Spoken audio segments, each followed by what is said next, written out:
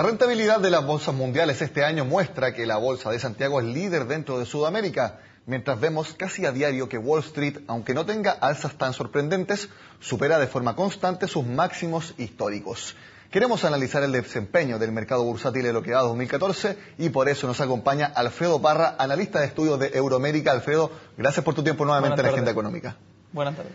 Alfredo, bueno, vemos el IPSA que hasta ahora está rentando 5,79% en lo que va de 2014, algo totalmente distinto a el año pasado en que las pérdidas fueron cercanas al 12%. ¿Cómo se explica este resultado? ¿Es efecto rebote?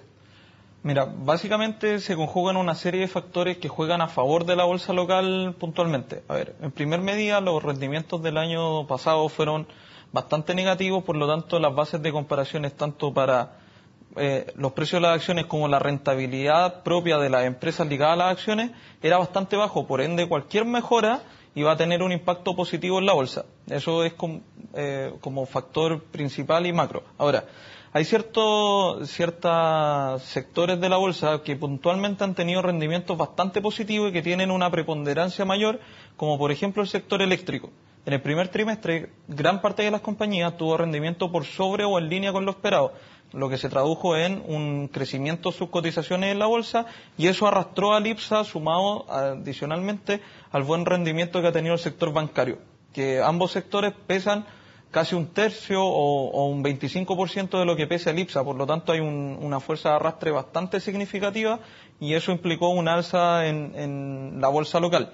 Eso es una parte. Por otro lado, se tiene que, a nivel de inversión propiamente tal, las AFP y los fondos mutuos dejaron de salir de la bolsa local.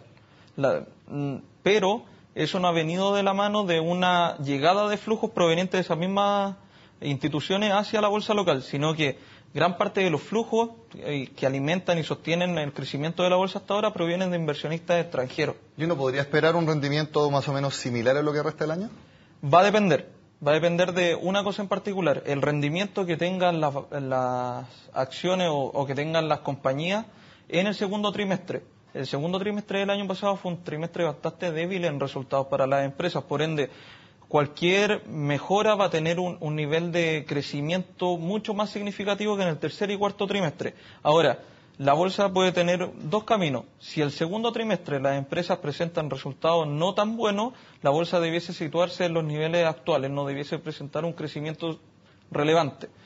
Pero si se concreta el crecimiento que nosotros esperamos, que ponderado debiese ser en torno a un 50%, si comparamos el segundo trimestre de este año con el segundo trimestre del año anterior, debiese llegar la bolsa a fin de año en torno a los 4.100 puntos, en comparación a los 3.850 aproximadamente, que es la cotización que está ahora.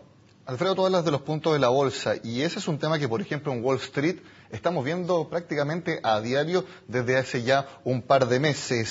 Sin embargo, bueno, hay rentabilidad en las distintas bolsas. El Dow Jones ha rentado 2,03% en estos primeros 4 meses, el Standard & Poor's 5,13% y el Nasdaq 2,29%. ¿Cómo hay que entender entonces estos máximos históricos? ¿Está mejor que nunca la bolsa en la Gran Manzana? En Estados Unidos básicamente se ha conjugado tres factores que han sido bastante positivos. En primer lugar, se tiene que la economía americana por fin está mostrando señales de salida con respecto a la crisis que arrastra desde el año 2008. Reflejo de eso es la medida que ha tomado la Fed de recortar los estímulos monetarios para que la economía se sostenga, entre comillas, por sí sola. Por otra parte, se tiene que los múltiplos y las cotizaciones relativas de las acciones han estado en niveles acorde con su media histórica. Ahora, ¿por qué está en el pic?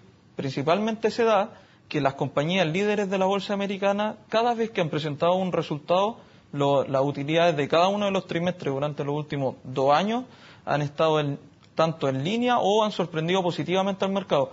Por ende, como las empresas están restando más allá de lo esperado, el mercado americano sigue recibiendo flujo y por ende las cotizaciones de las acciones americanas, a pesar de estar en su pic, han continuado creciendo sobre todo en los últimos 3 meses y han estado en línea con los mismos resultados positivos que han tenido las empresas líderes americanas. Tú hablas de la reducción de los estímulos, el llamado tapering de la Reserva Federal. Esto va a seguir. Lo ha dicho ya la presidenta de la Fed, Janet Yellen, en los próximos meses. ¿Esa información ya está internalizada o a medida que continúa el proceso podrían tener mejor resultado en la bolsa norteamericana? A ver, el tema del recorte de estímulos ya está calendarizado y hay una cierta programación. Ahora, ¿qué le puede jugar en contra a la bolsa americana? Es un alza de tasas por parte de la Fed en mira a controlar otras variables macroeconómicas. Ahora, de darse ese caso, debiese darse recién a contar del segundo semestre del año. De acá a junio de acá a agosto, septiembre no vemos nada significativo, ningún cambio que altere la situación calendarizada por la Fed que ha mostrado desde marzo hasta ahora. Incluso el libro Beige, que fue publicado hoy, ha estado en línea con los comunicados y con las expresiones que ha tenido durante los últimos 3 o 4 trimestres. Ha estado todo bajo ese calendario y ha estado dentro de la línea de lo esperado. Crucemos el Atlántico y vamos a Europa. Algunas de las cifras: el FTSE Londres 3,02% de alza, el CAC de París 7,31%, el DAX alemán 3,92% y el IBEX 10,61%, la bolsa española. Estas rentabilidades van en línea con una eurozona que está saliendo de la crisis. ¿Es esa la razón principal, una sensación más que nada de confianza? Si uno se compara con respecto a 2 años atrás, la situación en la eurozona está bastante mejor ahora. El mercado está expectante, sobre todo con lo que vaya a ocurrir mañana con el tema del Banco Central Europeo, que el mercado espera que, dada la baja inflación y el bajo crecimiento, se realice algún estímulo monetario. Como un recorte de tasa. Como un recorte de tasa. Ahora, si eso no se llega a dar, va a haber una repercusión bastante negativa en un corto plazo para las principales plazas europeas. De darse, ya la dinámica de la eurozona cambiaría un poco. Incluso el tipo de cambio del euro o la cotización euro contra dólar, debiese haber una depreciación del euro, cosa que le daría una mayor competitividad a las empresas de la eurozona. A la larga se replicaría un poco la estrategia que hizo Japón hace 2 años atrás, que depreció bastante fuerte el yen y se focalizó en aumentar la inflación en mira a que, en base a lo anterior, puedan tener mayor crecimiento la economía japonesa en ese caso, y de darse un recorte de tasas sería el primer estímulo significativo en mira a aumentar la inflación que vaya en línea con un mayor crecimiento económico. Alfredo, mi última pregunta porque nos queda poco tiempo. De estos mercados que hemos analizado, ¿dónde podríamos apostar alguna ficha? A ver, los mercados desarrollados principalmente, la dinámica que tendrían por temas de múltiplos ya está un poquito más acotado. En los mercados emergentes yo me focalizaría en Chile, pero en algunos sectores particulares.